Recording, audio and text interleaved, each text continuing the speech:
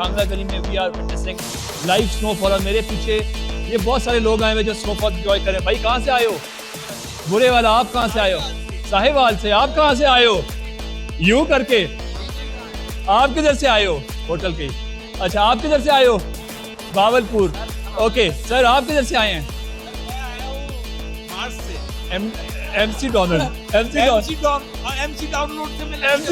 से done touch करके। और ये आप सर कौन से इलाके से आए हैं? पिखोवर। और एंजॉय कर रहे हैं स्नोफॉल।